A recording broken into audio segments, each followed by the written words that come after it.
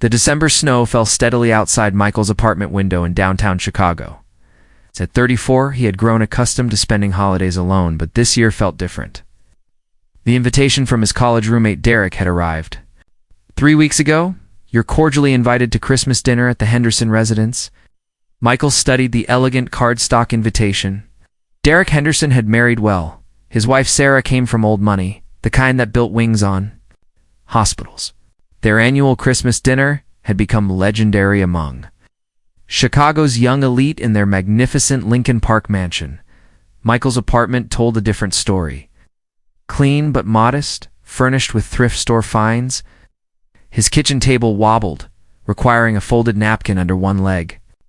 After his divorce 2 years ago, he'd downsized everything: his home, his expectations, his social circle. He worked as a financial analyst at a mid-sized firm, making decent money but nothing spectacular. His ex-wife Jennifer had grown tired of his lack of ambition, wanting the country club lifestyle. Michael had wanted stability, authenticity, genuine relationships. Derek's voice boomed through the phone with characteristic enthusiasm. "Michael, please tell me you're still coming tomorrow night.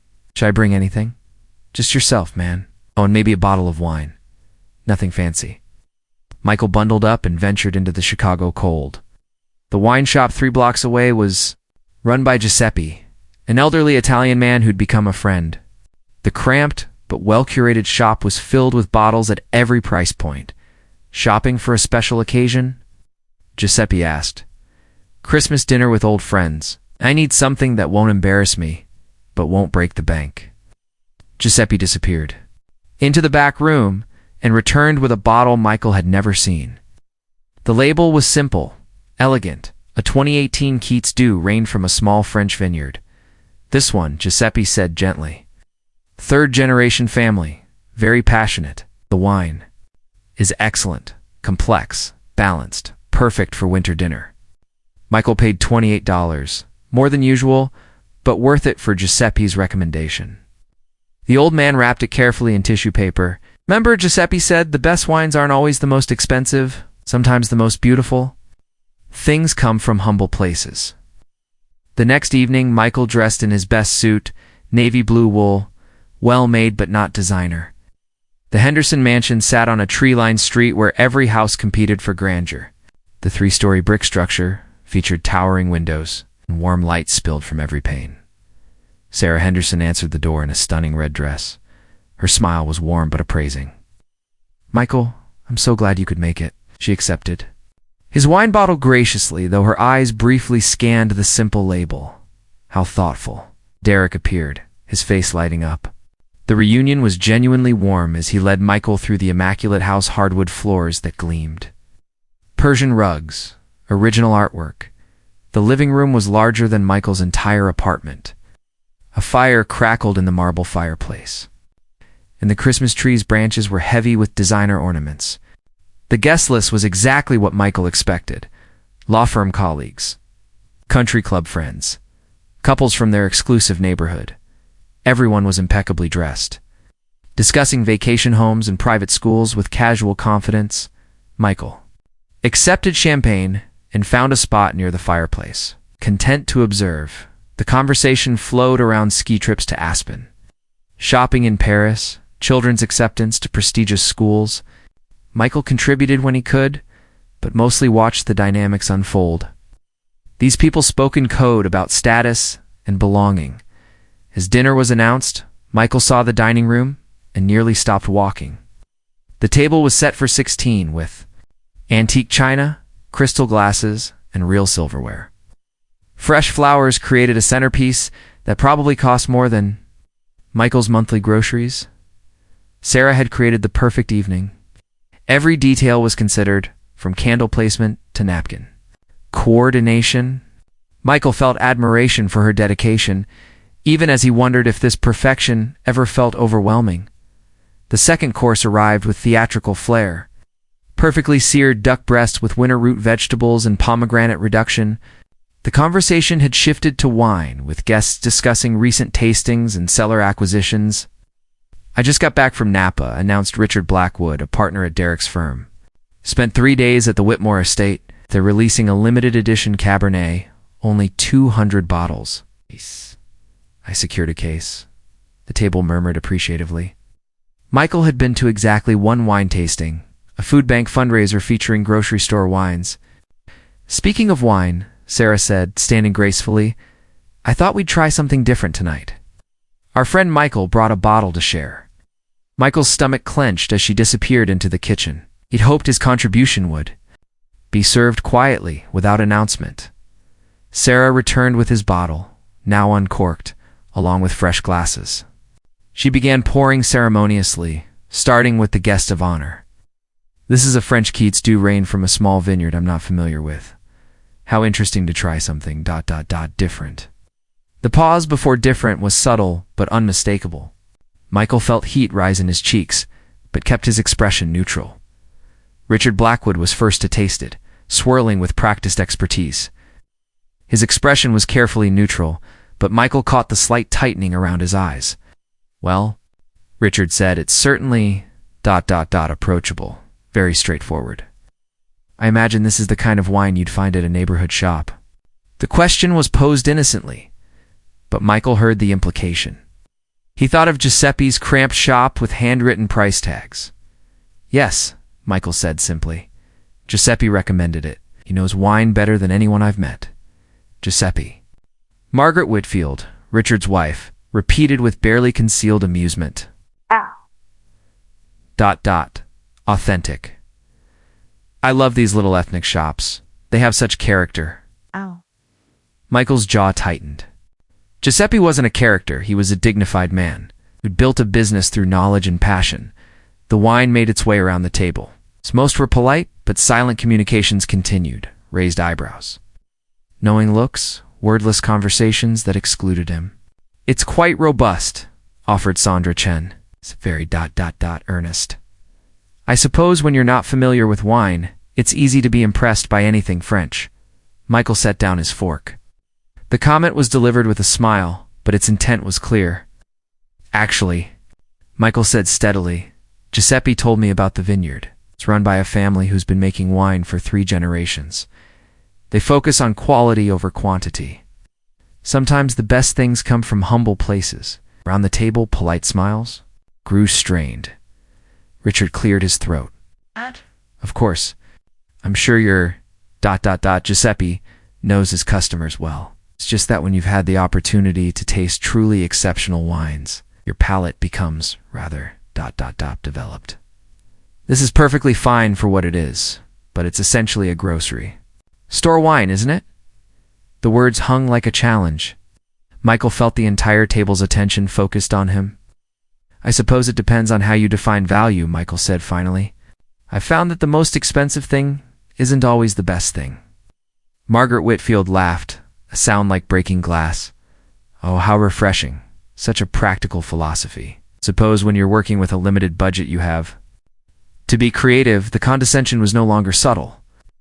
Michael felt the familiar burn of being patronized, his circumstances used as entertainment. It's sweet that you made an effort, Sarah said, trying to rescue the conversation. I'm sure this is perfectly nice for casual drinking. We just tend to serve wines that are a bit more ... substantial. For special occasions.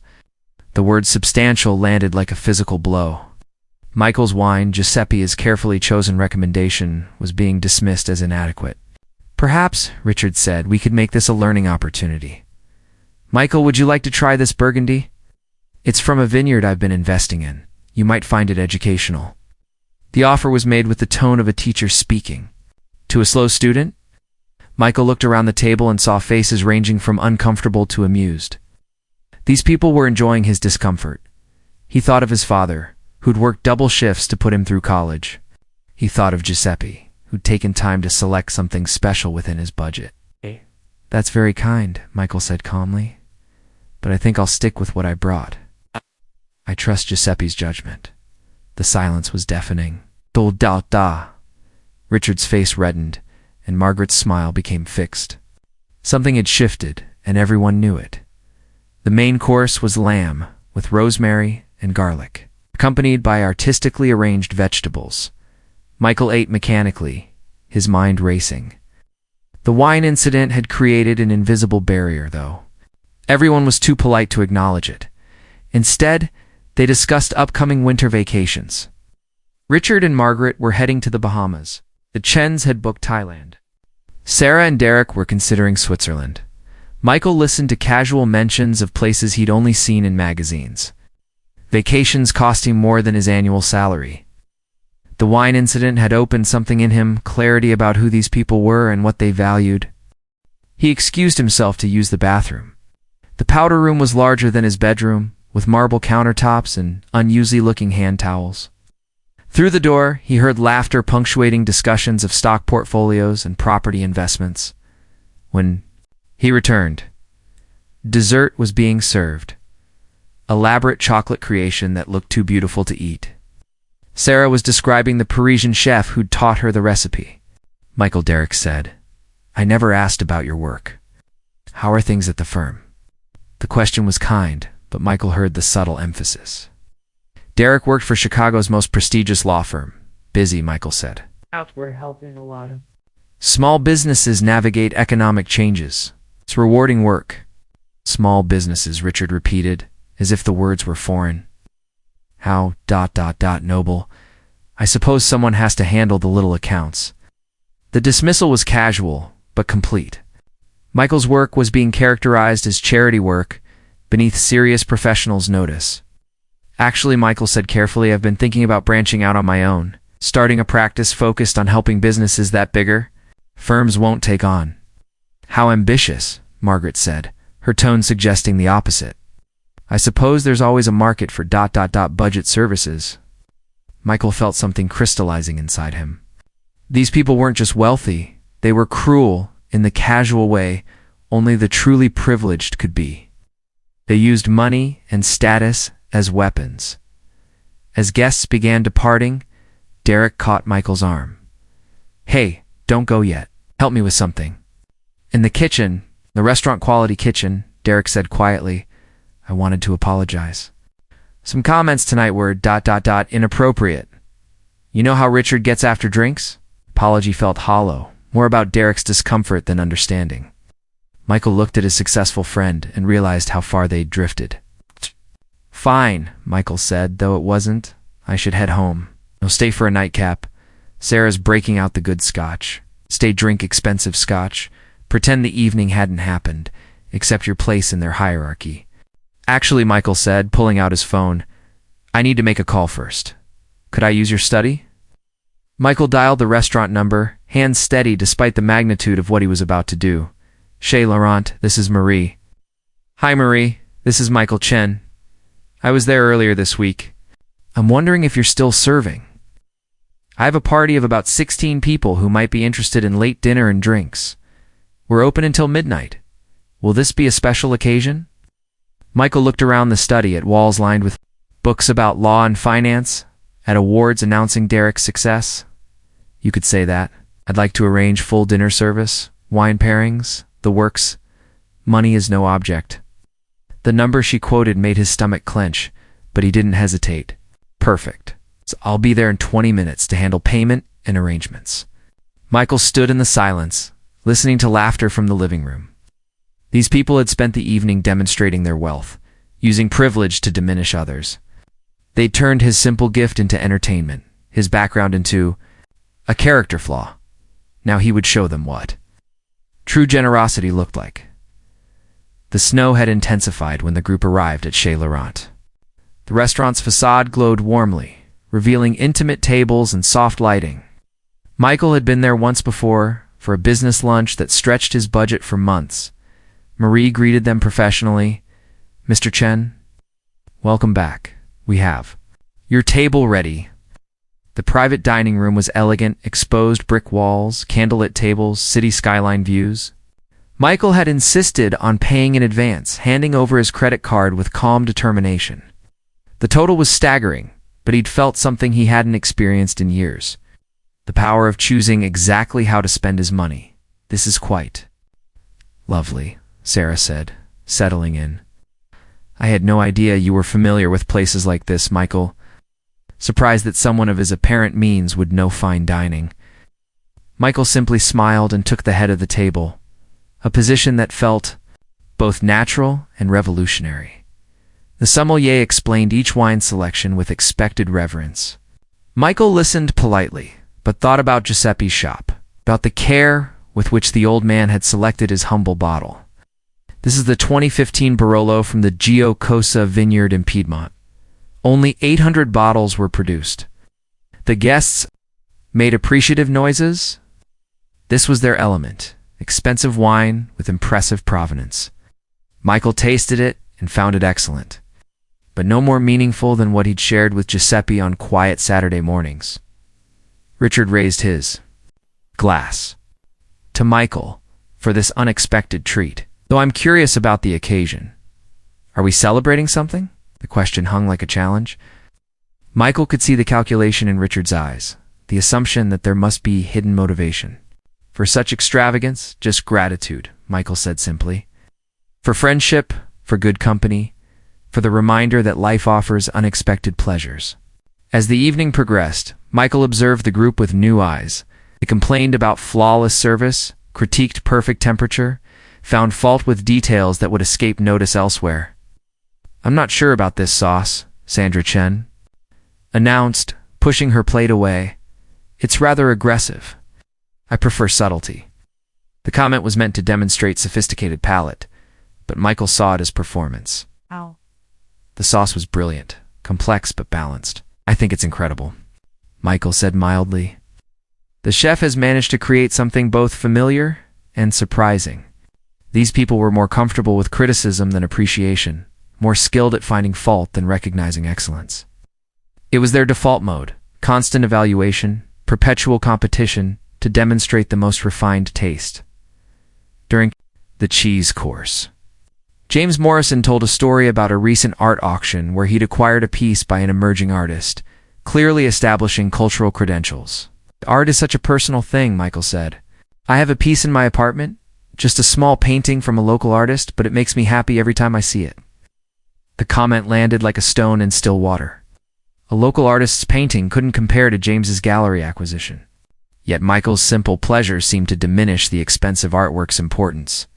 "That's nice," James said dismissively.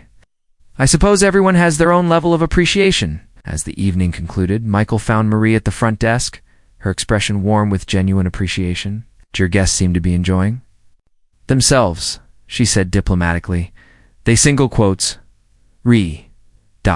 articular in their tastes, but I appreciate you accommodating us tonight.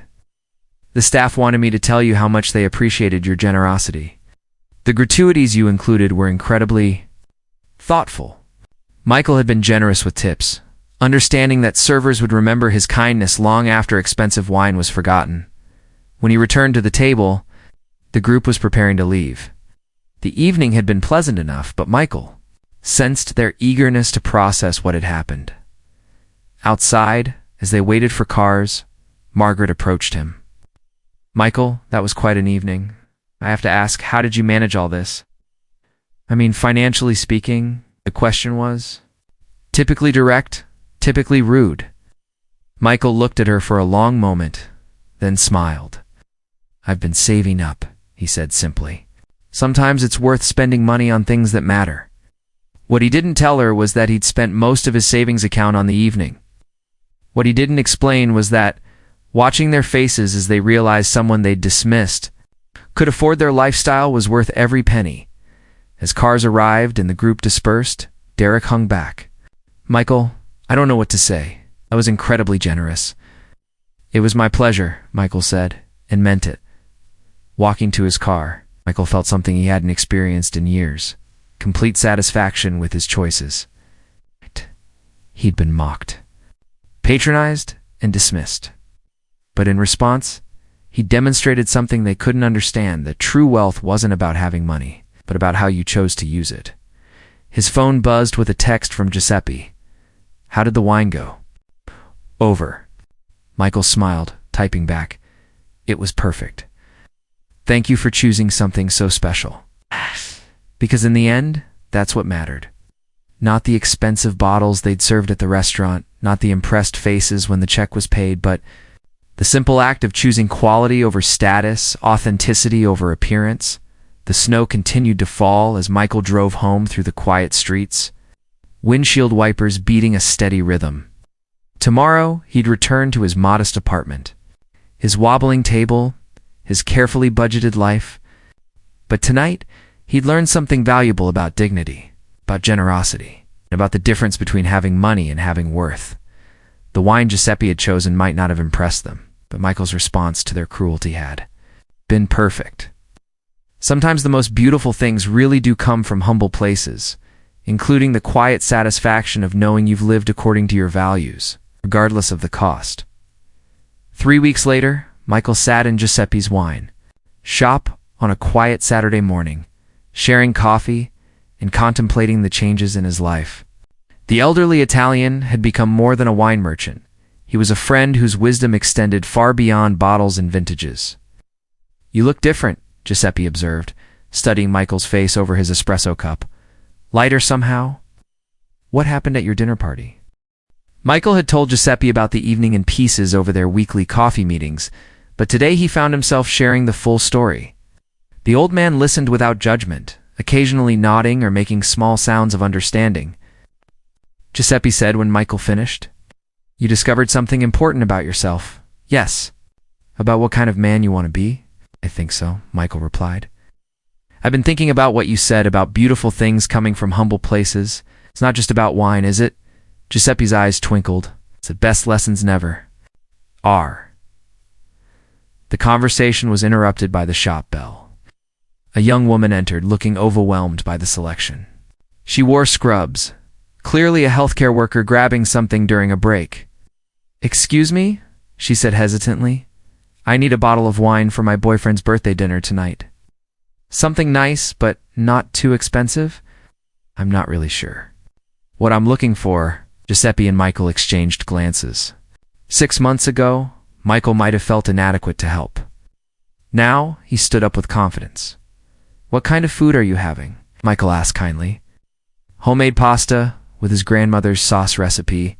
Nothing fancy, but it means a lot to him." "Giuseppe," Michael said, "don't you have that Chianti from the small family vineyard? The one you told me about last month?"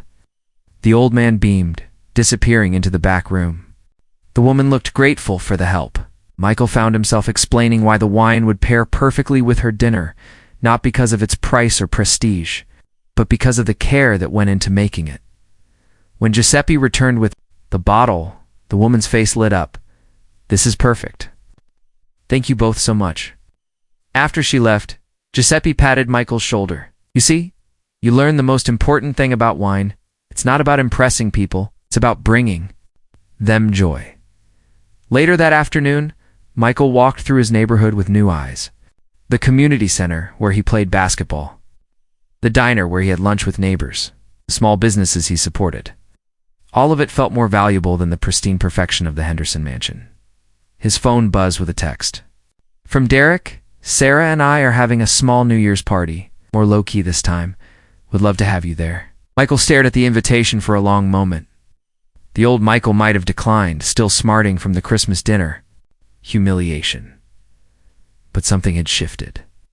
He typed back, "I'd be happy to come. I'll bring wine." This time he knew exactly what he'd bring. Not Giuseppe's most expensive bottle, but something with a story, something chosen with care rather than to impress. If they mocked it again, that would say more about them than about him.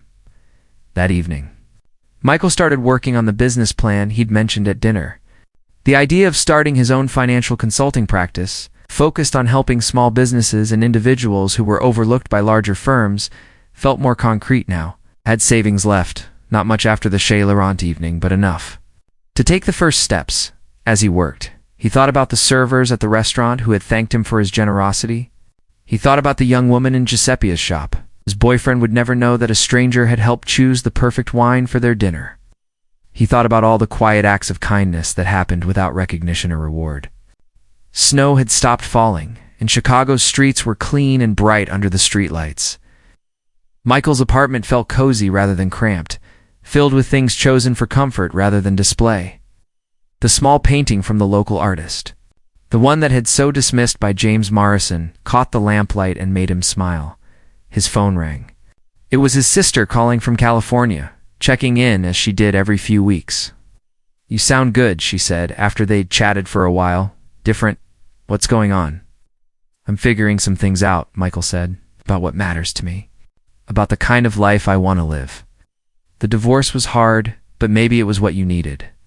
Sometimes we have to lose what we thought we wanted to find, what we actually need." After hanging up, Michael reflected on her words. The life he'd built with Jennifer had been about meeting external expectations, the right house, the right car, the right social circle. When that fell apart, he'd been forced to discover what actually brought him satisfaction. The next morning, Michael walked into his office with a new sense of purpose. He decided to give his notice, not immediately, but soon. He wanted to finish his current projects responsibly, help train his replacement, leave on good terms. But his future lay elsewhere, building something authentic rather than climbing someone else's ladder. His colleague Sarah, not the Sarah from dinner, but a friend from work, noticed the change immediately. "You seem energized lately." "It's your secret?" "I think I've figured out what I want to do with my life," Michael said simply. That afternoon, he called Giuseppe to ask if they could meet for coffee again. There was something he wanted to discuss, a business idea that involved more than just wine. Something about creating spaces where people could discover quality without pretension, value without status symbols. As Michael walked through the Chicago streets, he realized that the expensive evening at Chez Laurent hadn't been about revenge or proving a point. It had been about demonstrating his values, generosity, dignity, and the belief that how you treat people matters more than how much money you have. The wine that had been mocked was still excellent. The evening that had started with humiliation had ended with self-respect. And the relationships that had been revealed as shallow were being replaced by connections built on mutual respect and shared values. Sometimes, it's the most expensive lessons are the ones that teach you money isn't everything. Sometimes the most valuable thing you can buy is the knowledge of who you really are.